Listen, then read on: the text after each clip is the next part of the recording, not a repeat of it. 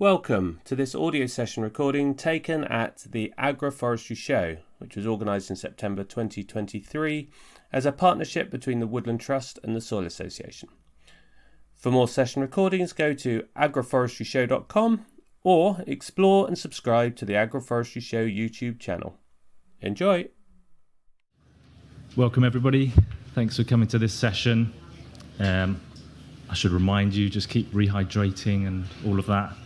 Hopefully you've got some cross ventilation here, keeping you cool.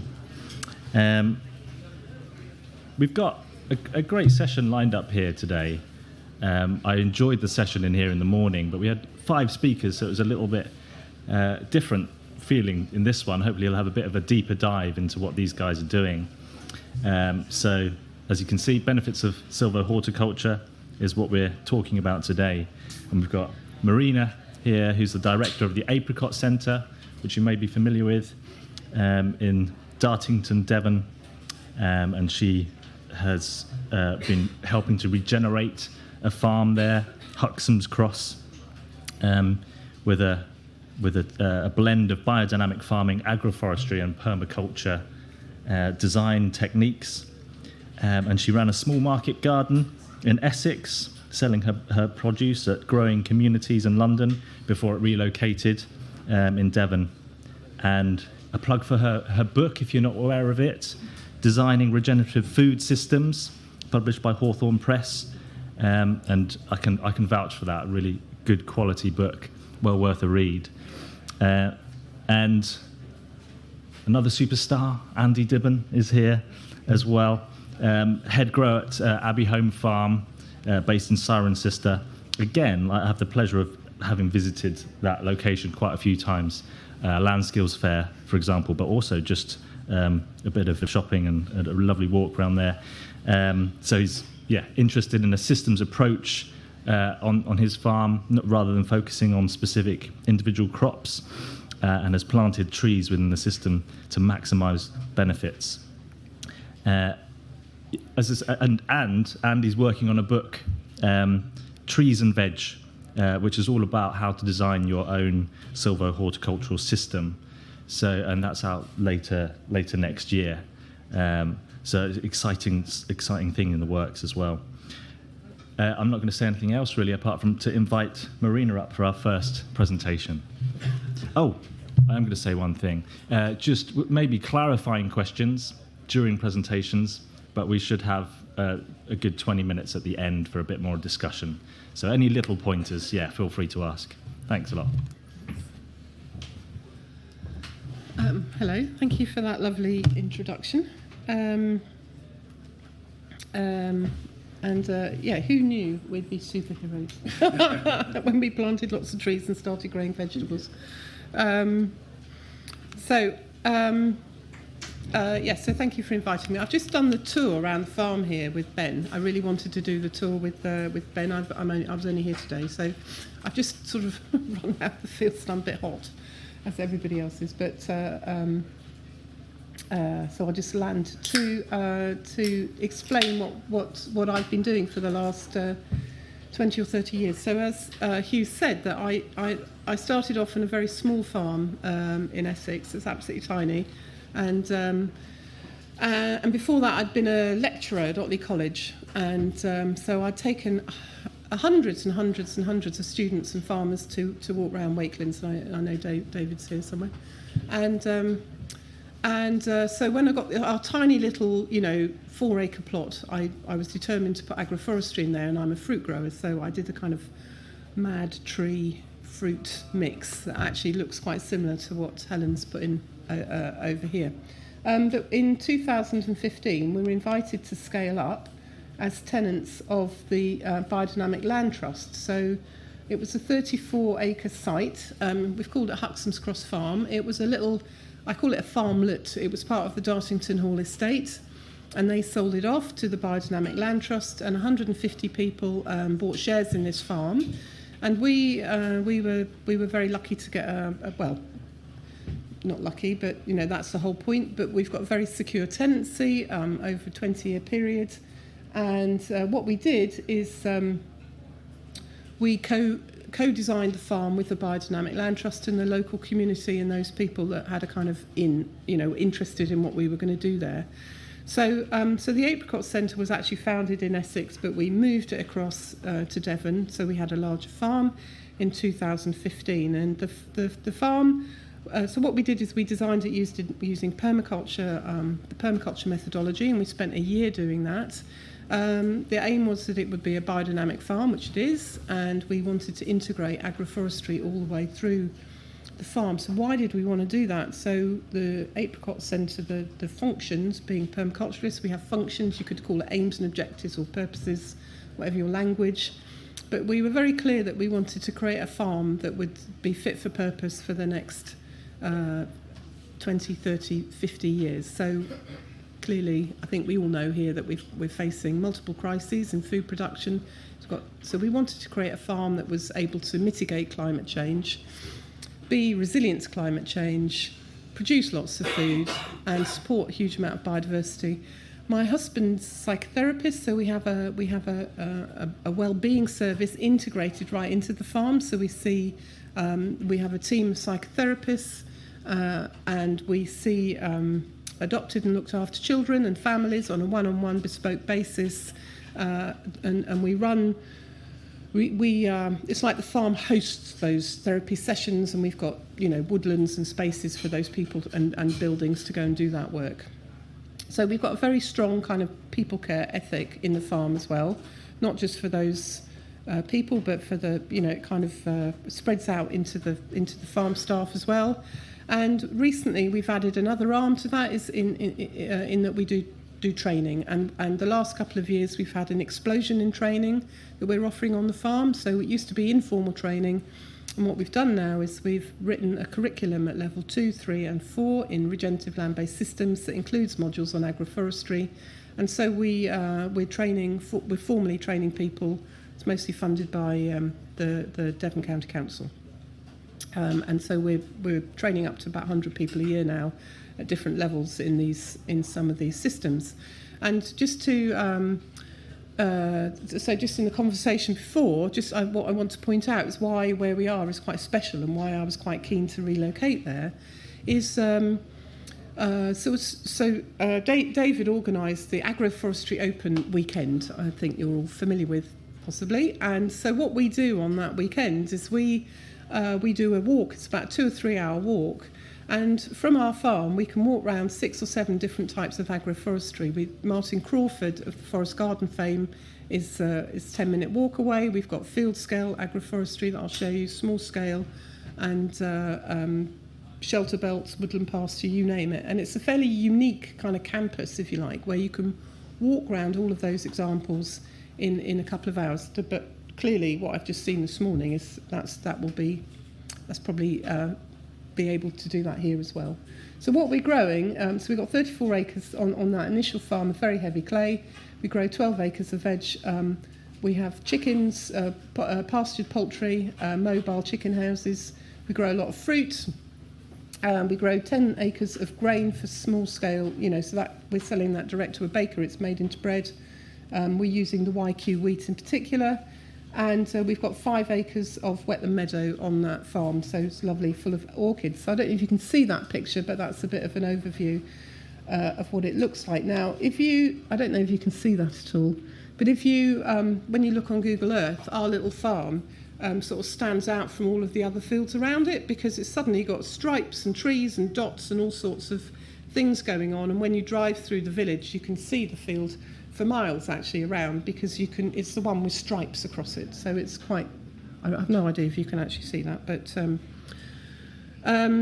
so basically we've put in lots and lots of agroforestry on the field in 2015 for lots of reasons. So one of the other points, I think it was a talk yesterday, I think it was Lisa I spoke to, but anyway, so as we're tenant farmers, it's quite complicated. So the Biodynamic Land Trusts were completely delighted that we're doing agroforestry and supported us with that.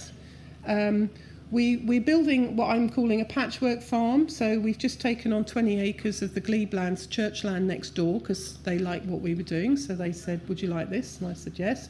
We're not allowed to put in agroforestry there. It's in the tenancy agreement. I keep writing to them saying, please, can we? And they don't reply. So some people have said, well, if they haven't replied, just plant it. And other people say, don't. So any advice on that? I would... So basically, I'm quite mean. Well, I'm not mean, but I'm quite, money. It's money, isn't it? I don't really want to invest thousands of pounds in fruit trees. I'm going to have to rip them out a bit later.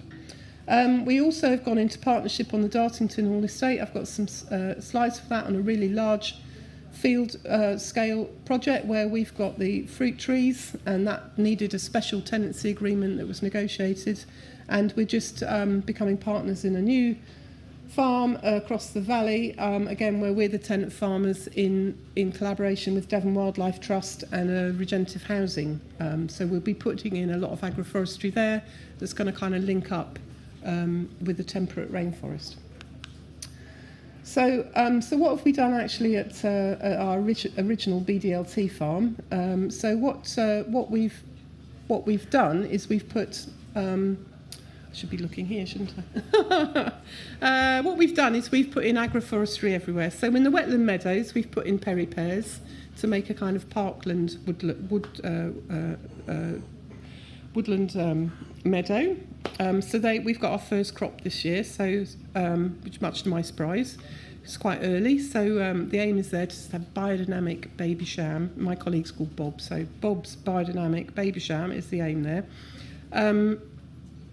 But also to increase biodiversity. So in these wetland meadows, a quarter of our farm is wetland meadows. There is no farming yield from them whatsoever. So they're just there for biodiversity. They are absolutely stunning and beautiful, and they're full of orchids, and they give everyone great joy. But we did need to, we're paying rent for them. So it may be that we get a lovely perry product in the long term, and I've noticed that's what they're doing here. So we've also... This biodynamic land trust farm is 6 fields, so we've planted 2 of those fields with orchids. So 2 of the fields that really wouldn't manage with vegetable production, we've planted with really wide spaced orchards. So they've got about 6 or 7 metres between the trees, 8 metres, and we've allowed. So that will allow for the chickens, the pasture chickens, to sweep through those systems. In our arable fields, we've got 2 arable fields with grain. We haven't planted any agroforestry in there because they're already very small, and we have to use contractors, and the combines are just simply too big. So one day, maybe if we can go into partnership with somebody with a smaller combine, we could put agroforestry in there. However, in the market garden fields, we have put in a lot of agroforestry. So again, I don't know if you can really see these pictures, but so our main market garden field is south facing, and it's on a gentle slope. Okay, so and it's also very high up. It's very exposed, so it's 80 metres at the top. But it's one of those fields where if you look in one direction, you can see Dartmoor, and you look in the other direction, you can see right down the Dart Valley, almost to the sea. So any bit of wind from any direction, and this hill gets it. I mean, the wind is so strong that sometimes you can't even open the barn door. In the summer, days like this, it's absolutely gorgeous. It's baking hot. It's south facing. So what we did in that field, so that's our most intensive, the field where we spend most of our time. So what we did is we decided after a long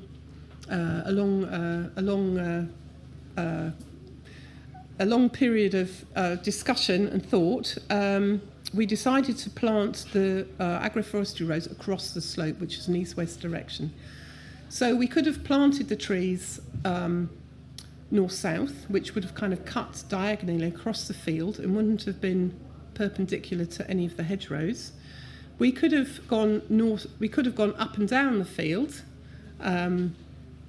but seeing as all of the topsoil was the bottom of the field already, in the top there was hardly any topsoil, and we had flooding at the bottom and springs and a key line actually right at the bottom of the field where all the springs pop out, and flooding in the village further on. It didn't seem sensible to put the tree rows up and down the field. And then I went to see Martin and said, Martin, what shall I do? And he said, I don't know. That's difficult, isn't it? So I thought, well, that was no help, Martin. You're the expert. So in the end, we used a permaculture methodology. We used something called a SWOT analysis. And it was very straightforward when we analysed it that the best thing to do was to go across the slope. So we've put the rows across the slope at a 24 metre spacing, and at the top of the slope we've used biomass hazel for coppicing, and further down, when we get to 50 metres, we've put in damsons, and then a bit further down we've put some wild harvest rows, which also double up as a windbreak.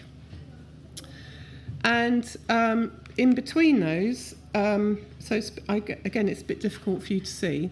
We've got our, in part of the field, we have our field scale veg rotation. So these blocks are about 100 metres long, about 25 metres wide, so about a quarter of a hectare. And they're perfect for our veg rotation. So we supply about, we do a veg box scheme every week, plus a market. So we've got about 300 customers a week. So each of these blocks is just the right size for our rotation. So it's a very clear marker, like the carrots are in there, the cabbages are in there, and the squash is in that section. So it really helps to kind of organise the work and put it into small groups. So what do we do with the wood chip? They're coppiced on a 5-year cycle. We've only just started coppicing them. And what we did is we just had a wood chipper and we just poured it on top of our ley. We started in the rows next to our ley. So we've just basically poured Ramiel wood chips onto the ley.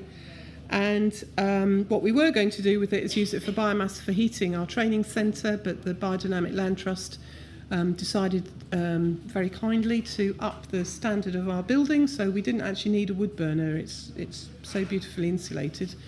So suddenly we didn't need the hazel, so we're using it for Ramiel wood chips.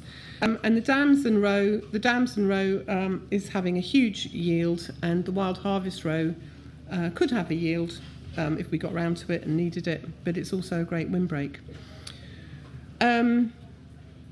So what I wanted to add to this is that we use Mypex as a weed suppressant, so we put them in 2015-16.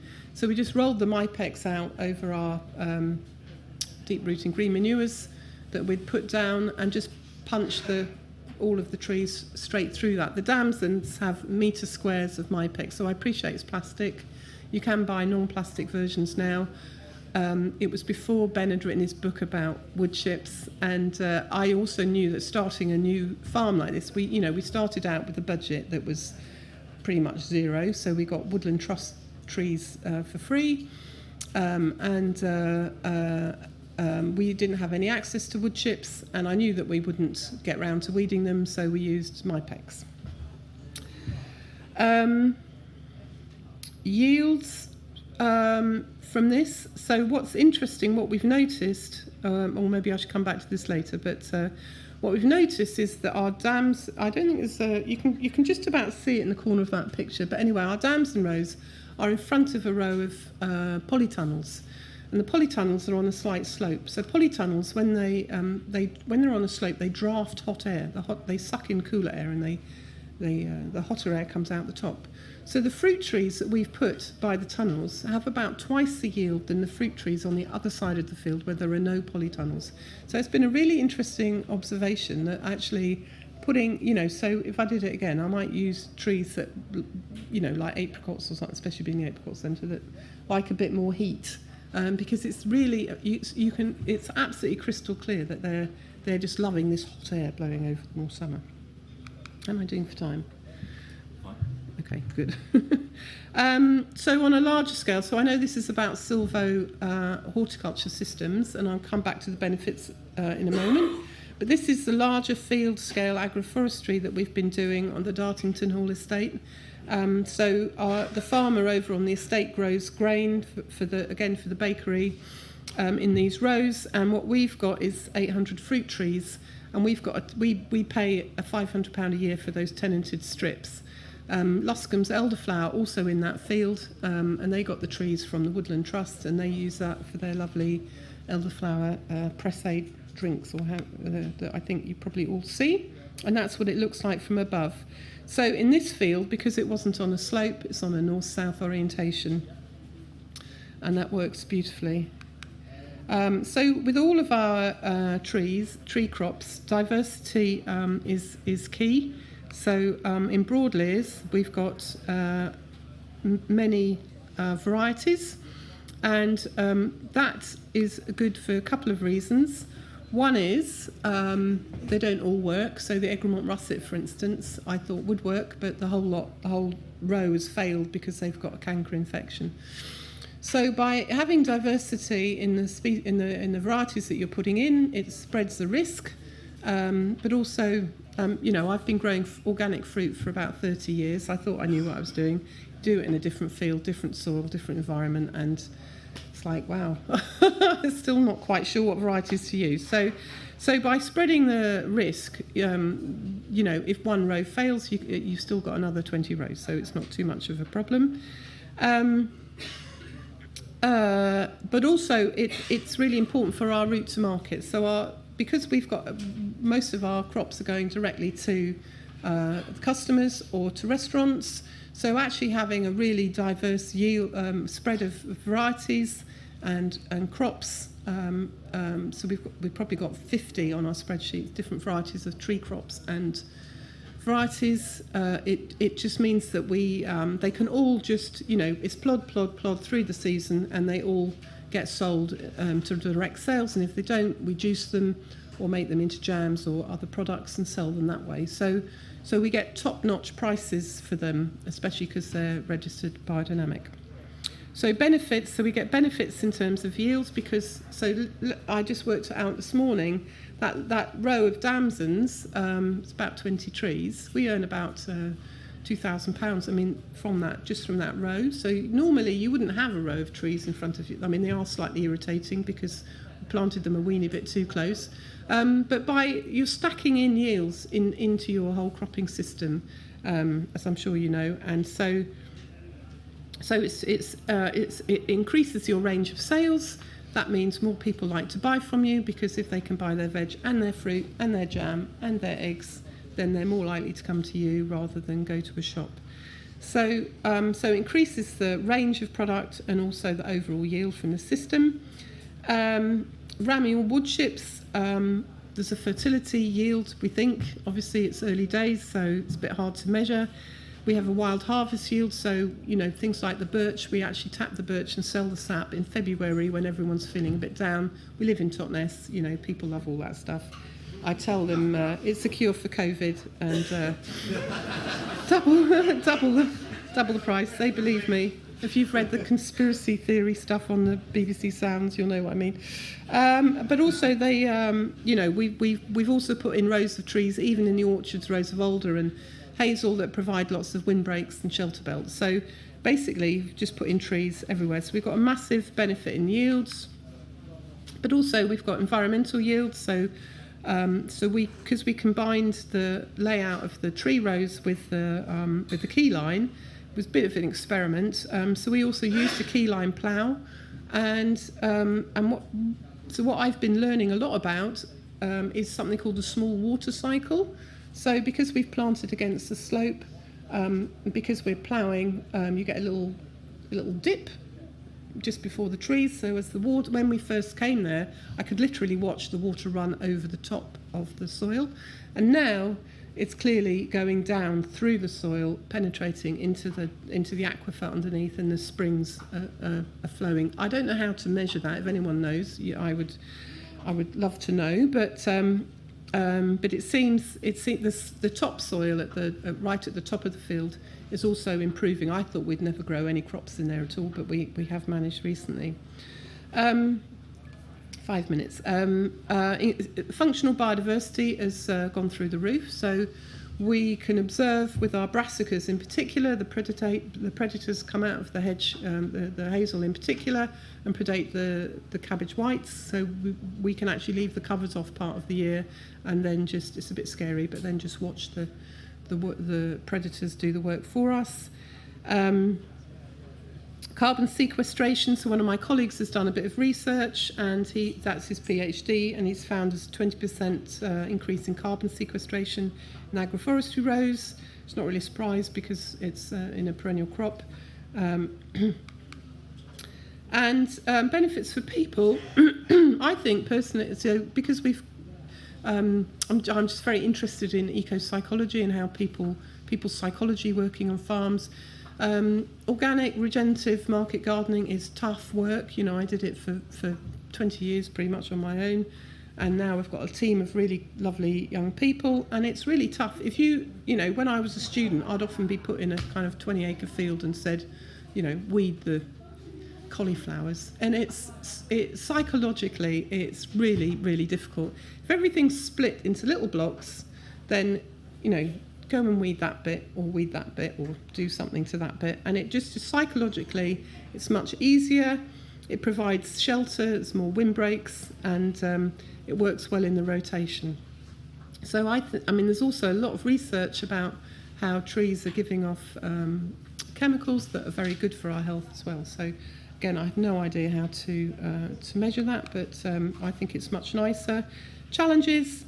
BPS, countryside stewardship, blew a fuse in the system. A man turned up with a GPS satellite and walked around the field. So hopefully that will be better with the new systems coming out, the SFI.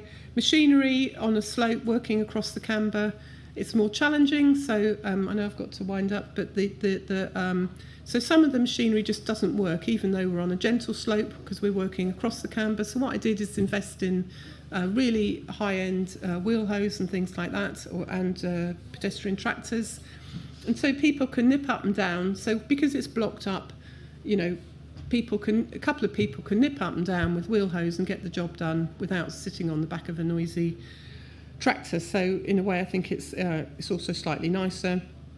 But definitely, but if you're on a steeper slope, obviously you can't work across the camber because it's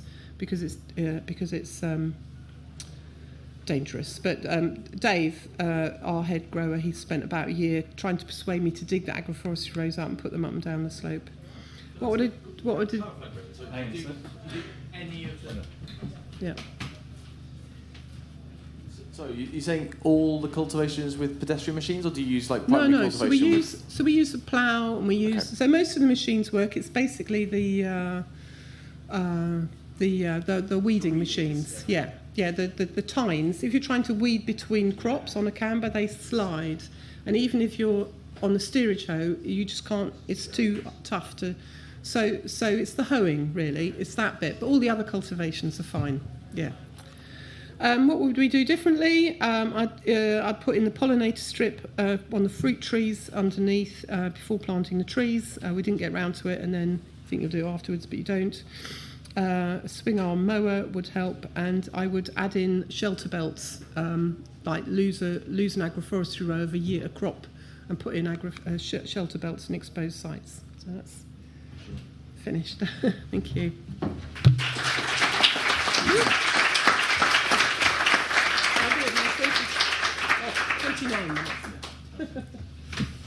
Hi everyone, my name's Andy.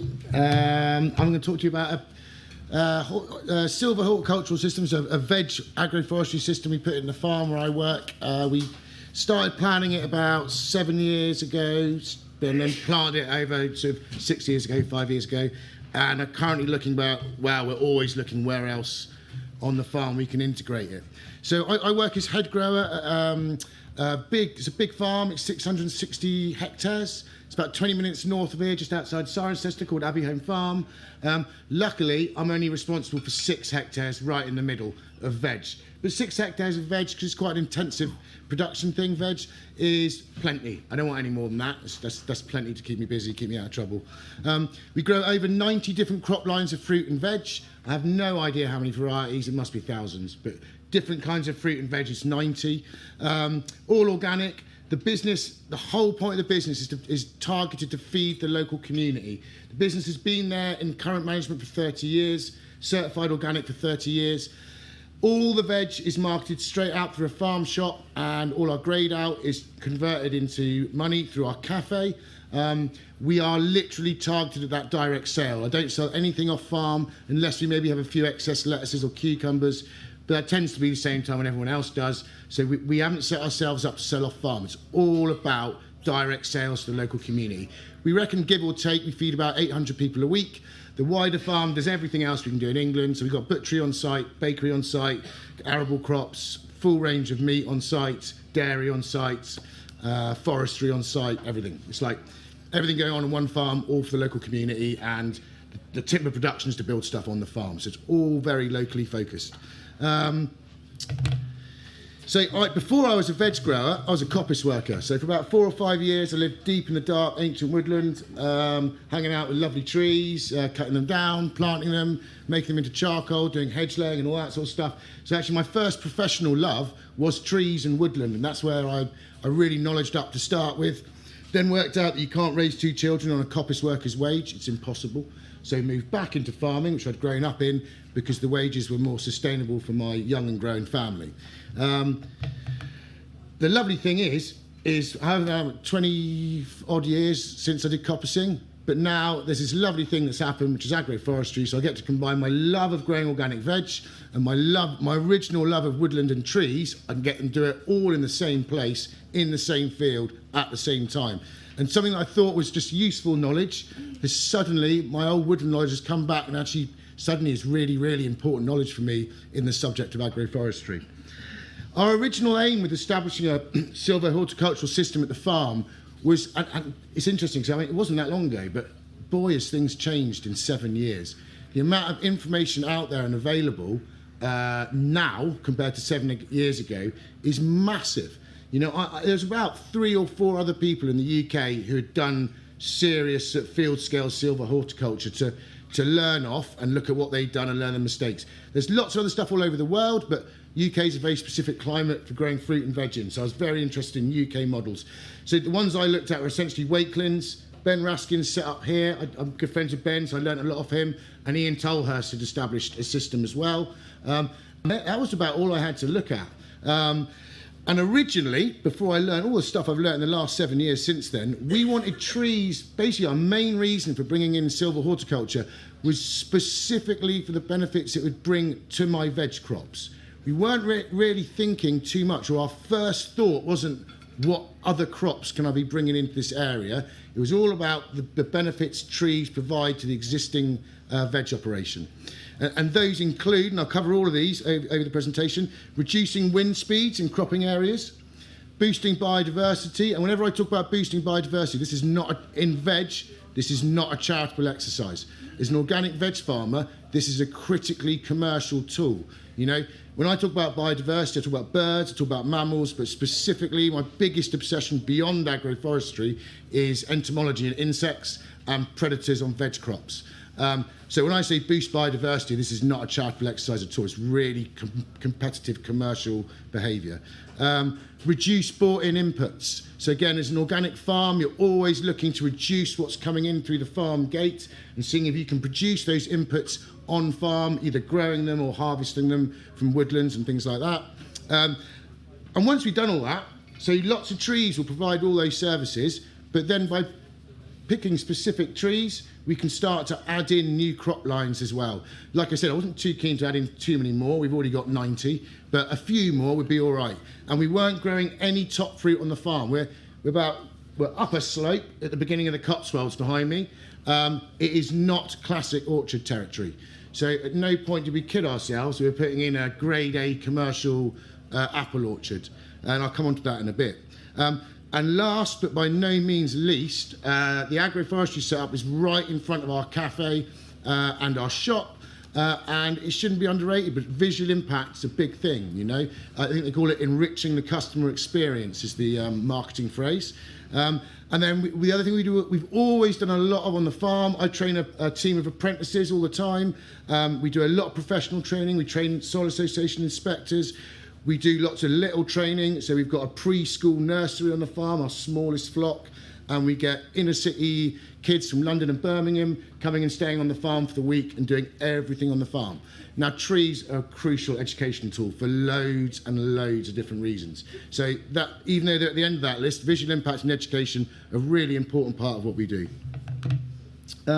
So reducing wind speeds. So this was the number one reason that I wanted trees. When I arrived at that farm 9 years ago, walked into the cropping areas, it was howling with wind. You can see in the background of the photo, that's a wind turbine. You don't put wind turbines where there's no wind. So it was all, even before it was on a windy day, I knew it was a potentially very windy field. They'd already let the hedges go a long time ago all the way around the field. The first field we did was about 7 acres, the whole field. The hedges had gone really tall by this point. It must have gone up to sort of 8 metres, really good wind break. It was still howling with wind in the middle of the field. So once you've got a shelter belt and it's still windy in the cropping areas, really the next best thing you can do is start putting trees in amongst the cropping areas. And this is what really got me into agroforestry. Reducing wind, just physically bashing your plants about or flattening your sweet corn crops is the first stage. But there's lots of other layers you get, benefits you get when you reduce wind in horticulture. Big one at the moment on days like this, summers last year, reducing evaporation. Water is becoming a rarer and rarer commodity. You've only got to look at what happens in Italy and what's happened in Spain this year, and the essentially desolation of their water supplies and the lack of it for agriculture. It's coming. Every time we renew our abstraction licence for our borehole, we are put under a lot of pressure by the Environment Agency to reduce the amount we're abstracting, and we're arguing with them that we need to be pushing it up because we're needing to use more water. Now, we're not stupid. We know we'll lose that battle and we will get squeezed down because everyone needs water for all sorts of things, not just farmers. So we're already putting in place ways of reducing our water consumption. Reducing wind speeds across cropping areas is a really good way of doing that. Also reduces evaporation from the soil, but it also reduces transpiration from the plants themselves. The stronger the wind speeds across a crop, the higher the rates of transpiration. So all these things to kind of reduce that water loss, so more of it's going into my crop and I'm having to put less down out of the borehole. Reduce soil erosion as well. You know, on these the talk before, we're talking about slopes and soil erosion. Now, I'm really lucky. I moved from a very steep veg farm, which is an absolute nightmare for the same reasons Marina was talking about, which is trying to take weeding equipment across a slope or a planter across a slope is a nightmare. So I moved to a snooker table flat farm, which is absolutely lovely. Don't even need to have working handbrakes on tractors, which is always handy, especially with little old knackered ones. But we still get soil erosion. Like I said, it's a windy site. When we go into proper drought conditions, despite using all the best soil practice techniques, there are times of the year when we do have bare soil just before planting crops. And if it goes very, very dry and very, very windy, we watch our precious topsoil disappear over the hedge. So again, reducing those wind speeds can reduce that soil erosion. Aid management. Anyone here who's done veg growing and has to use crop meshes knows what a complete and utter nightmare managing crop meshes is. Even on a calm day, they're heavy and they get in the way. Going out to weed a crop takes 10 times longer because you've got to get the mesh off. So anything that helps us manage crop meshes and stops them blowing into the hawthorn hedge on the side of the field is much welcomed. So like I said, boosting biodiversity. So, you know, just a few figures there. One ladybird will eat 5,000 aphids in its lifetime and lay 300 eggs. You've only got to look at that increasing as a pyramid to work out, or an inverted pyramid, to realise how many aphids one ladybird can end up being responsible for consuming once you see the generations after that. One blue tit chick in the nest can eat 100 caterpillars in a day. An average blue tit nest has 10 chicks in. There's 1,000 caterpillars a day. You know, this is not charitable stuff. This is the replacement for pesticides, which destroy our planet and becoming increasingly expensive. It's the organic way. It's not always about removing pests. Now, I did a talk this morning with someone on silver pasture. What I'm about to talk about is that's a kestrel. Kestrels don't eat rabbits, yeah? Rabbits don't do bird identification. So if a rabbit is out in the field and something's hovering above it, it doesn't look up and try and work out if that's a bird of prey that eats rabbits. It legs it to the hedge straight away. In fact, when you have loads of kestrels around and trees give perches to birds of prey, the rabbits don't come into the middle of the field. They stay at the edge of the field. The talk I was in this morning was really interesting, and the farmer I was with there has witnessed the same effect with squirrels. So if you're growing nuts in the middle of a field in rows, not in woodland or not in a whole field of hazel trees, the squirrels don't like running from row to row because the kestrels will get them. So, and again, even if they don't get them, it keeps them to the edges of the field. So it's not always about removing the pest, it's about keeping it in a controllable population or keeping it in the right place. For me, that's under the hedge, not in amongst my carrots. 1 in 4 animals in the world is a beetle. So that's 1 in 4 identified species on planet Earth is a beetle. Why is that interesting? For a veg grower, it's really interesting because that's what eats all the slugs. And slugs are our biggest challenge. So underneath trees, loads and loads of beetles interact with dead wood. So any dead wood that falls out of trees stays exactly where it is. We don't clear it away. That's where the beetles live and complete their life cycles. In the winter, they'll be pupating and stuff. And then they're out across the cropping areas in the summer, clearing up slugs and slug eggs. So like I said, definitely not a charitable activity. For the purposes of wildlife, the trees we chose to put into our system were and I'll go through, put in lots of different trees for different reasons. And this is all about system design. And like I said, lots of trees do multiple purposes, but when you get really into the subject, you start picking out specific trees for doing specific purposes. For us, to encourage biodiversity, things like birds, beetles, mammals, they benefit from almost all trees. The thing I was really interested in with biodiversity tree choice was pollen. So pollen is what predatory insects feed on to fly around and fuel their flight. Predatory insects like hoverflies, lacewings, they can smell aphids, and in fact they can smell the stress given off by plants when they're attacked by aphids. When they smell that, the adults go across, lay an egg on the aphid outbreak. 2 or 3 days later, that egg hatches out, and it's the larvae of these adults that eat all the aphids. So my tactic for ending up with larvae eating aphids is to pump my field with pollen for as long a season as possible, and a key tool for doing that is trees. Now we find our top fruit trees, apples, especially the plums, things like that, they're early out into pollen. The earliest things out into pollen is anything with catkins. Hazels, alders, willows. Number 1, hazels. They start producing catkins and pollen depending where you are in the country, back end of January, early February. Interesting things about that is it's the first source of pollen of the year in the UK. It's also a rare nighttime source of pollen. Pollen from catkins of hazel and alder is available at night. Lots of us don't really think about what happens on the farm at night. The thing that I've got really into, like from a conservation point of view, moths are really, really important. To link it to agriculture, what I learned recently is what a huge job of predation of arable pests, and I presume veg pests, that bats do. So if you pump nighttime insects with pollen, you get big bat populations, and they will start eating all the insect pests that attack your crops at night. So I really like catkins, really, really useful. So for that, we went for pussy willow, very, very early pollen. Hazel, which we use for another reason I'll go on in a minute as well. Wild cherry, spindle, elder. What we find with elder and spindle is they're very late pollen sources for trees. They're about our last source of tree pollen. They tend to be around it must be into like May, early June that we're getting. That's the last tree pollen we're getting. And they not only provide pollen, spindle gets covered by aphids, which sounds kind of ridiculous that I put something in the middle of my veg crop that gets covered in aphids. It's completely deliberate. It's essentially a feeding station for predatory insects. So no aphids, no predators. It's a real mindset in organic. You're getting a balance. You're never looking to remove the pest completely.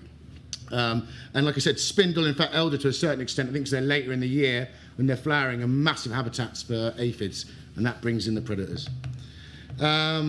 So reducing bought-in inputs was another big thing we wanted to achieve when we were designing the system. So like everyone these days, we're well into wood chip. We use it for lots of different things. It was very interesting when I first started looking about what coppice trees to use. The instant one everyone thinks about, I'd done a lot of coppicing, so I knew about all these different coppicing trees. Everyone talks about willow. It's almost the only thing they talk about because it grows so fast and you get so much biomass. Like I said, one of the farms that I looked at the research around when I was designing the system was Wakelands. One of the negative things they'd observed at Wakelands was the negative impact of willow on potato yields. So in dry years, their big willow strips were sucking moisture out of their potato crops, and they were getting reductions in yields. It's not always positive interactions. So if you're designing a system, you need to identify negative interactions and either lessen the effect or remove the effect if you can. So we didn't go for willow because we were worried about that. You know, like I said, I was trying to conserve moisture in the cropping areas. I don't want something sucking it out. Great in a wet corner of a field or at the bottom of a slope where it gets really, really wet. We don't really have that environment. We just use willow for beneficial insects. We don't harvest it. What we went for is alder and hazel. We coppice these. The veg rotation that the system is designed around, and each rotation area is separated by a line of agroforestry. We go for alder and hazel. So interestingly, if you look at biomass over a 15-year period, alder and hazel produce the same amount of biomass as willow, which sounds crazy. You crop the willow, in that time, you crop a biomass willow maybe at least 5 times, maybe more, 6 times maybe. Alder and hazel, it's 5 years apart. They are so much denser than willow that they actually produce the same amount of biomass over time. That's a big misnomer. So we've gone alder and hazel. We coppice them on a 5-year rotation. The wood chip, we wood chip, we haven't started doing any of this yet, they're not old enough, but when we start coppicing them, the wood chip we use for 3 things essentially. We will, just like Marina was talking about, we will coppice next to our living cover crops, and we will just chip straight out over the cover crops, adding organic matter to our fertility part of our rotation. We will also chip some of that into trailers, take it back to the yard where we got a composting operation. We make 2 kinds of wood chip compost. We've got one lot that's 2 years old that we just use as general compost around the market gardens and around mainly in the protected cropping. Most of our outside production is all done off cover crops, no compost. And then the third thing we do with the wood chip is we do 3-year composted pure wood chip, and that's our propagation compost. So we're looking to remove the inputs. We're looking to remove is we don't want to be buying in any. I hate green waste compost. Don't want to touch it. I've stopped buying it. It's horrible stuff. So we're replacing that with 2-year-old wood chip compost to put on the growing areas. But we buy in. I must spend £600 on propagation compost every year. That's the only stuff I like. I get from Germany. It's ridiculous. I shouldn't be buying in propagation compost from Germany, but it's peat-free and it's the best stuff on the market. So that's why I've been using it. Pure wood chip compost is good, if not better. We don't quite produce enough to be self-sufficient. Every year we're producing more and more. So we're doing a bit of both at the moment, but the long-term aim is just to be on pure wood chip compost. Again, we're producing a major input. The big one is it's peat-free. You know, and that's the big subject. I can't believe there's any discussions about how we go peat-free. I mean, wood chips just solve the question. For me, the discussion's over. Just go wood chip. There should be no delay now in bringing in the peat ban at all. Introducing new crop lines. So like I said, all these benefits, reducing inputs, could be done by a number of trees. And then we were like, well, what other trees can we get in there? We were buying in all our top fruit. So a major part of the plan was, well, let's see if we can just produce all our own top fruit. So we put in 100 apple trees, 13 different varieties. We put in a scattering of plums, scattering of cooking apples. No one buys cooking apples. We thought let's just put in a few, because like people don't buy cooking apples. People don't even buy those cooking apples. You know, just the cafe uses our cooking apples. So go careful about producing too many cooking apples. And pears. The pears hate our soil, but maybe every 3 or 4 years they'll suddenly kick out a really nice crop. But it's more of a novelty, the pears. The apples is the main part of the production. Like I said, we're all about direct sales. So I don't want 2 really good commercial apple varieties, massive yield, sell it all off farm, nice and easy. Unfortunately, it's not that easy for us. Everything we grow, we want to sell through the farm shop. So it's a thought about apple production plan. So we've got 13 varieties that will crop from mid-August all the way through to early October. We've specifically picked tough varieties. Our thing was we needed apple trees that would do well in a low input organic system, not a professional orchard. We wanted apple varieties. We want apple varieties that would crop over a long period, and then at the back of the cropping period, we needed storage apples specifically. The other thing we were really interested in was commercial yields of apples. So we didn't pick up the Heritage Apple Book and buy 100 different kinds of apple tree.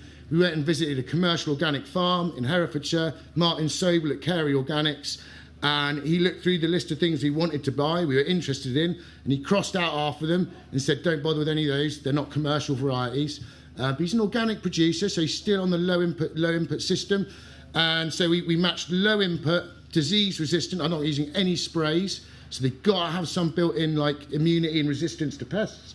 And that's what it looks like basically. So with that, we should be self-sufficient in apples from mid-August, depending on how good we get with storage, to the end of February, middle of March. Last 4 varieties on the list, really good long-term storage varieties. Education, like I said, we do all kinds of education, right from Gloucestershire Allotment Society, lots and lots of dedicated, passionate, very wise old veg growers, all the way down to preschool, nursery, everything in between. Amateur growers, professional farmers. We do a lot of policy engagement with DEFRA and people like that. So all of these things, we can talk to them about trees and inform them, educate them, open their minds. Visual impact I talked about already. It's an absolute picture, that field, right in front of our cafe veranda. When all the plum blossom finishes, the apple blossom all comes out. It's absolutely stunning. Yeah?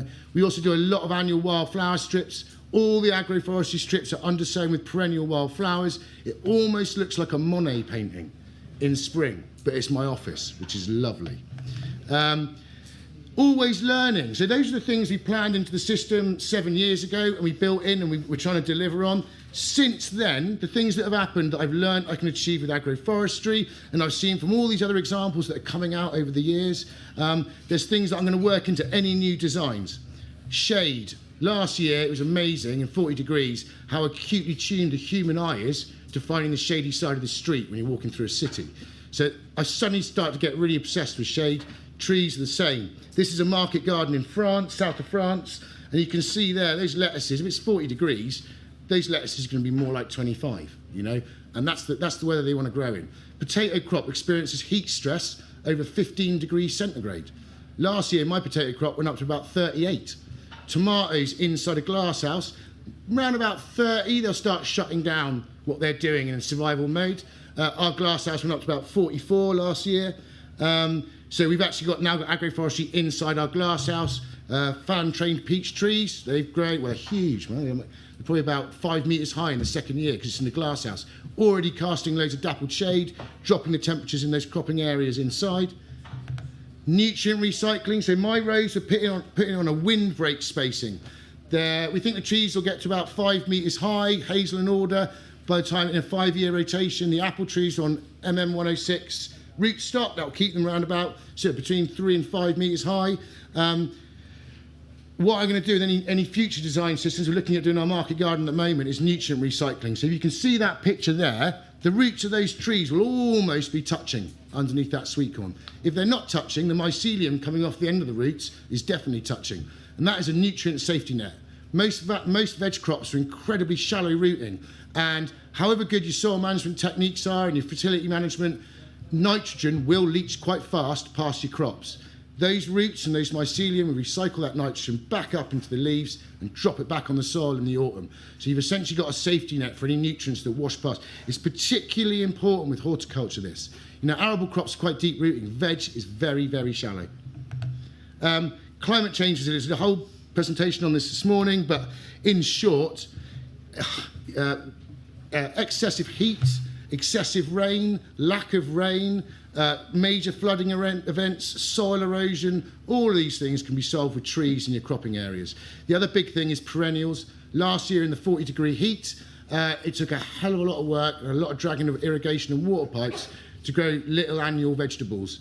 All the time, next to me, the apple trees were growing the most unbelievable crop without me even getting involved. So perennials are absolutely crucial for future-proofing against climate change, both with trees, but also perennial veg as well, I think. And that's me done. But I just want to say, trees do have the potential to address many challenges in horticulture. However, it's unlocking that potential is all about system design. So farmers and growers knowledging themselves up, identifying field by field the problems they're trying to solve, and then looking to the agroforestry system design that will solve those problems. Thank you very much.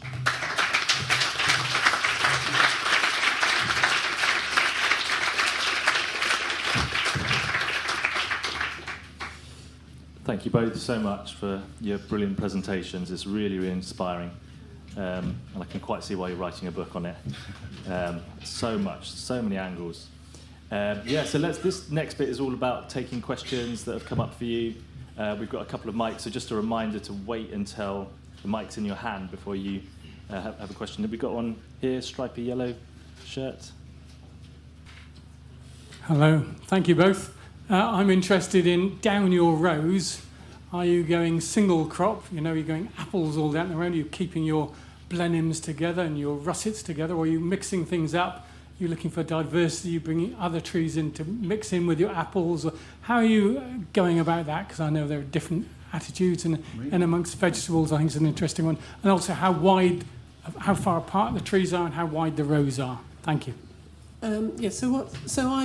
Our rows are pretty much single species. So at the end of the hazel rows, I tend to put elder, or because then we get another yield from that, elderberries or elderflower for cordials and things like that. And in the larger broadlears, each row was a different variety. Now, what I'd done previously is I had alternated the crops in the row. So I had done 2 varieties of apple or 2 varieties of plum. And then in between them, I planted soft fruit. But what I found was that it was quite complex when I got people in to do harvesting, because you had to recognise the different varieties of apple or plum. And people found it, it was really difficult for me to get pickers. So because with the new farm, I knew that there was a lot more people coming in, I simplified it. I simplified the complexity. But the more complexity you can build in, the better it is. So it's also about capacity when you're planting these rows. So when you plant fruit trees, they're about 4 to 5 metres apart. So you can actually fill them up with soft fruit in between. And that used to be standard practice. But you need to then, you need some sort of weed control. And then it's hard to mix that in with wild pollinator strips underneath and that sort of thing. So you can increase the complexity, but then you need to really think about how you're going to manage it and who's going to pick it. So more complexity, the better. But I always see it's like a spectrum. The furthest end you get to Martin Crawford's forest garden, which is you walk around and there's just food everywhere, but it's really complex to manage. So it's simplifying it for your system, if that makes sense. And I think now, if I did it again, I would put more complexity in. Yeah, I'd agree completely with Marina there. And interestingly, we've done a bit of both for exactly this reason. So there's 13 apple varieties. They're all planted. So there's a couple of different systems in the one field. There's an area that's just top fruit, and that's on the tree rows are spaced out at they're 18 metres apart. And they're just pure top fruit, and they are species. Although we've done like a mix of 2 apple varieties in each row, we have deliberately kept the apples by variety in both the systems. Over in the big field scale bit, it's 100-metre rows, and each row's got 8 apple trees in it, all the same species. But in the field scale bit, we've got apple tree, 5-metre spacing. And then we've got, I think it's 6 hardwoods, and they're alternate: hazel, wildlife tree, alder, wildlife tree, hazel, and then 5-metre spacing to the next apple. So the harvest of the apples, there's a grower down the road called Fred, who's got he works on Prince Charles's old farm, and Prince Charles rescued the English apple collection and moved it to his farm in an agroforestry system. I can't remember what it is. He's got something like 200 different apple trees.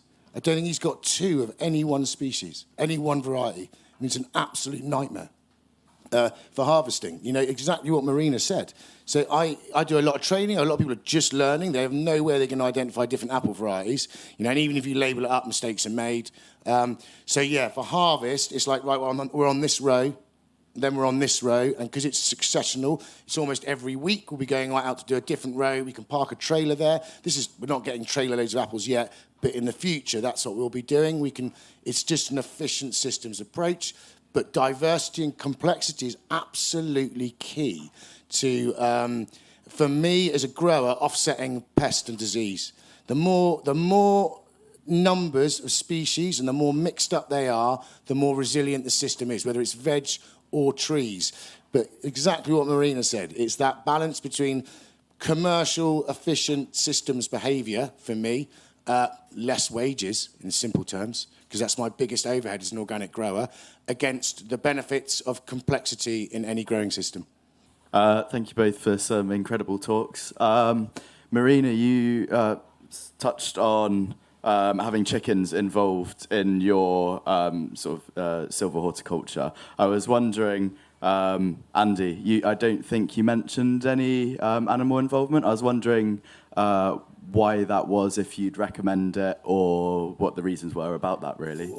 There are plenty of animals on the farm. So like the other, I do 6 hectares. The other 654 hectares, there's a lot of livestock on it. It's funny, it's about getting my fingers burnt before with livestock and veg. I used to be a livestock farmer. I've done most of the livestock. I know how to do it. My observation from the last farm I worked at is, in theory, it's brilliant. Yeah, we used to use pigs on veg lots. Put pigs through the potato field after we harvested. They clean out all the potatoes left behind, any waste you chucked out. They also love eating couch grass, so it's an amazing weeding technique. But with the weather events we get now, you know, the rainstorm that can come over the hill with no warning, those pigs would destroy my soil in 30 seconds. Yeah, and so if I see that rainstorm coming, those pigs need to be moved immediately. If it's not my pigs, and it's the farm manager's pigs, and he's out cutting hay, he's going to be pretty annoyed because the rainstorm's coming, but he's not going to be coming down super hurry to move the livestock when I need them moved. You know, I think especially in horticulture, soil is so fragile. You can damage it so quickly. All horticulture is like inherently aggressive compared to livestock and arable on soil. It's multiple operations all the way through the year. So I know it works. Like, we really want we had a lot of problem with leather jackets this year. And we're like, well, why don't we break? And it's the beginning of the rotation where we've got loads of grasses and the green manure, and we work it in. We get a lot of leather jackets. We're looking at ways of counteracting that. The most obvious one is to work in that green manure with chickens, and they'd eat all the leather jackets at the same time. But it's in theory, it all works. It's the systems side for me that it would need someone really focused on the veg who is also doing the livestock, rather than the livestock farmer lending me some things and me annoying him, saying those sheep have eaten too much, could get them out. It's that side that stopped me. Yeah. Hi, thanks very much. Really, really good talks, and good to hear them again and kind of pick up more detail about what you're doing. What I've been thinking about, what I'd like to know more about, is the role of volunteers and workers to kind of make the system viable, and also the role of training as a kind of maybe a sneaky way of getting some work out of people. And I guess I'd like to know what your opinion is about the balance between volunteers and woofers and kind of paid staff, and also like the role of apprentices and maybe school children. Like, do they provide a meaningful support for the actual physical work that needs to happen? Does that make sense? Yeah, I mean, no.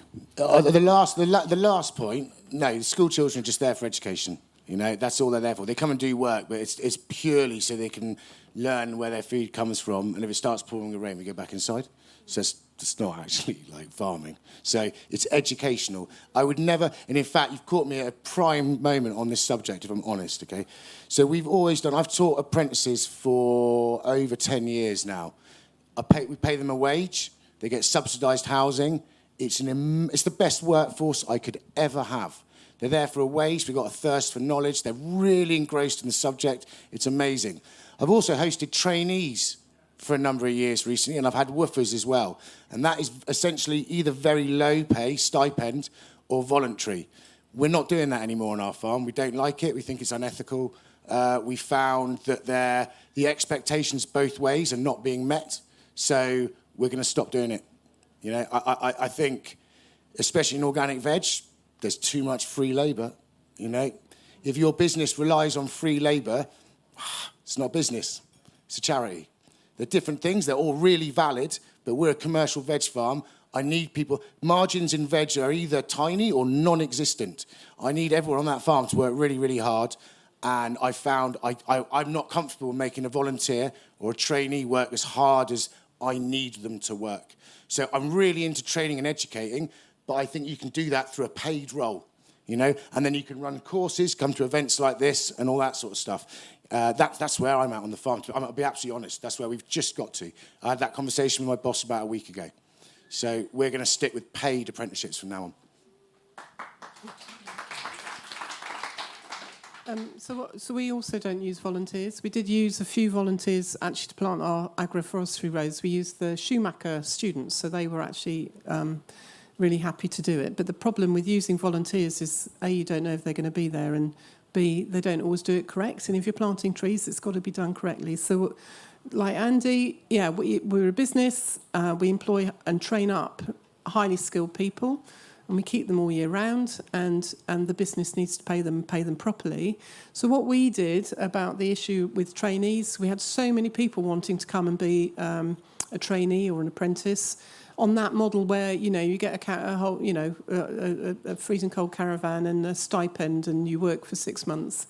So we did that a few years and offered people our free informal training. And then, so the reason we created the formal training that we've done is actually for that reason. So what we're offering at the moment is a traineeship where people work on a farm. So it's not just our farm. We're offering that over 20 farms in Devon now.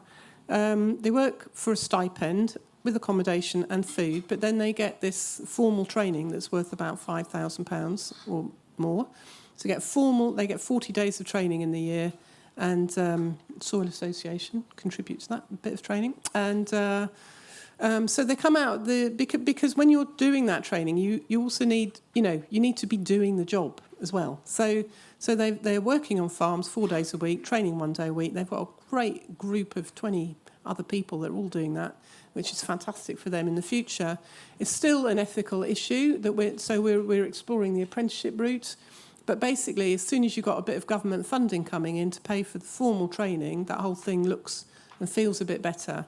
So we have 3 apprentices, or trainees, we call them, on our farm a year, get fantastic training, and then we try and employ them if we can. If not, they usually just walk into jobs because there's a skills shortage. So, yeah, different. But, yeah, it needs to be professional training and it needs to be valued. I wouldn't use volunteers for planting trees. Personally. Hello. Thanks both. That was a really, really interesting talk. And you made the really good point of there's both positive and negative interactions between the trees and your crops that you're growing. I was wondering if you could talk a little bit about those negative interactions that you've seen, the lessons learnt there, and how to mitigate some of those things in terms of system design. So funny enough, I mean, the system design bit, we're only 6 years in, so there's plenty more negative interactions to discover over the next 15. The ones that we're aware of and we planned for, the classics would be water is a big one with weather like this. You know, trees need water as well. So there's 2 ways we've planned for that. One was selection of species, so not going for super thirsty, fast-growing crops like willow. The other was the whole design of the system was integrated and within range of our existing irrigation system. So trees don't, like most mature trees used to think didn't need water, until we got last year, and you go in the woodland, and even the mature trees in the woodland are suffering drought stress and dropping leaves in the middle of the summer. So we're really glad we did factor in irrigation. In a way, the trees get watered as a byproduct of the irrigation. The other thing that does is the wildflowers underneath them. The more you water your wildflowers, the more pollen they produce, the brighter the colours are, the brighter the aroma is, the more insects they attract into your cropping areas. Water is an absolutely crucial ingredient for all life, so it should be factored into any design system. The next is light.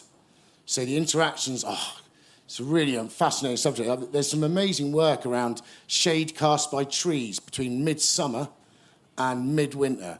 And in the UK, that is staggering. I've been working on this diagram for a while, but basically it's something like in midsummer, a 5-metre high tree, in midsummer, on the northern side of the tree, you'll get about, because it's the UK, not the equator, you'll still get shadow. but it's only about 1.5 meters or 2 meters. In midwinter, it's 35 meters. Yeah. So that's a hell of a thing, and that's something you've really got to plan for. And there's ways you plan for that. Again, this is something called, this can either be done with phasing, where you pollard or you cut crops so it creates light at the right times of year. But the other really interesting way of doing it is through crop planning your vegetables. So if you, in Marina's situation, where I'd agree 100% going across the slope is definitely the right thing to do, if you're growing on the north side of that hazel, there's a lot of shade there, but not in the winter. So it's a really good place to put, if it's deciduous trees, that's where you do overwintered onions, overwintered spring greens, things like that. So it's using the fact that deciduous trees cast shade when you want it, but also don't cast shade in the middle of the winter. So stick your overwintered crops on the north side of that tree, or for me, with a north-south orientation, we stick those vegetables, the overwintered vegetables, up quite close to the trees where they'll get much more light once the leaves have dropped through the winter. I'll leave it at that. Yeah, there's loads more to learn about. Nutrient robbing would be another one as well. Yeah. Thank you. Can I ask a question about the usefulness of wood chip and its storage? Andy, you've told us about the 3 ways in which you are and planning to use your new wood chip. Can you tell me about the storability of that? When you cut it, how deep you're going to heap it? You know, presumably it won't store if it heats up. Yeah, well, I want it to heat up. Because that's how it composts. For compost, yeah. But say you wanted to use it for mulching. For mulching, I mean, all the trees in agroforestry, all of them, the weed control right from the start was wood chip, and putting it on really, really deep. We did all the hardwoods first 3 years. They got about 30 centimetres of wood chip on them, and then we stopped after 3 years. The apple trees, I kept doing the apple trees till year 5, stopped, and now I'm like, I want to put more down again now, because there are weeds creeping in underneath. I now worry more than I used to about retaining moisture. I also think wood chip pumps fungal life into the soil, and there's just nothing wrong with that. And there's someone, I don't know if I've missed it, there's a really interesting presentation here about wood chip from pussy willow, stimulating the natural defence system of apple trees against apple scab. So there's lots of different ways you can use wood chip.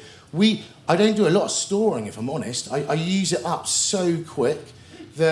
We have I'd say like a 30-metre windrow of wood chip, and it's probably about head height.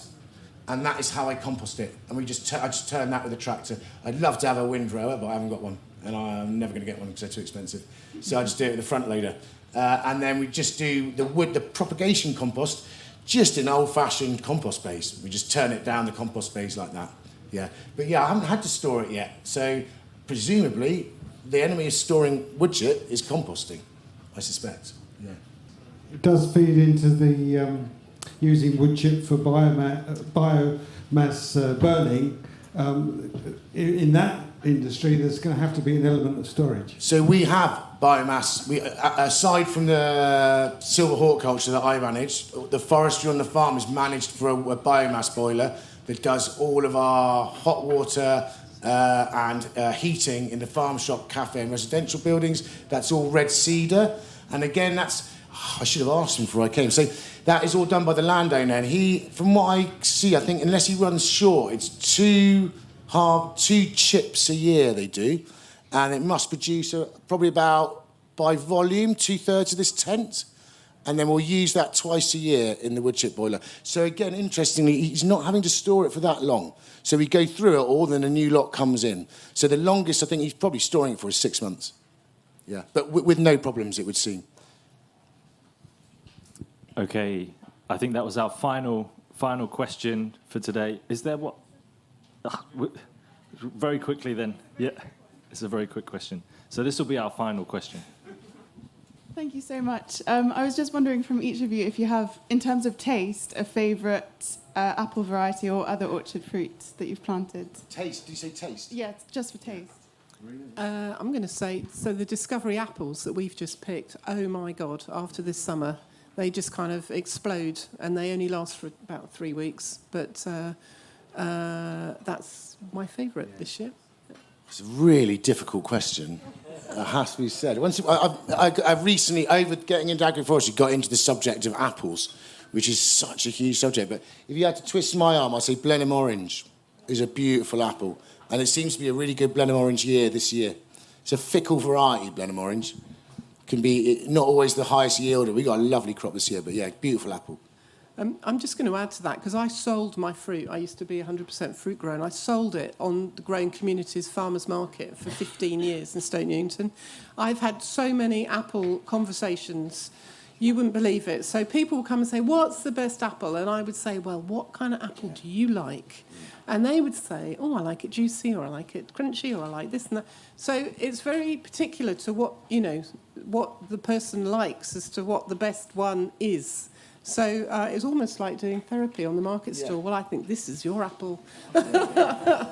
So yeah, everyone's got a different take on it. So yeah. And interestingly, if you're selling apples commercially, just red, sweet, and crunchy is all the population wants. But we're all about changing that. So yeah. Okay, we're gonna wrap it up there. Let's just give our speakers Andy and Marina a last round.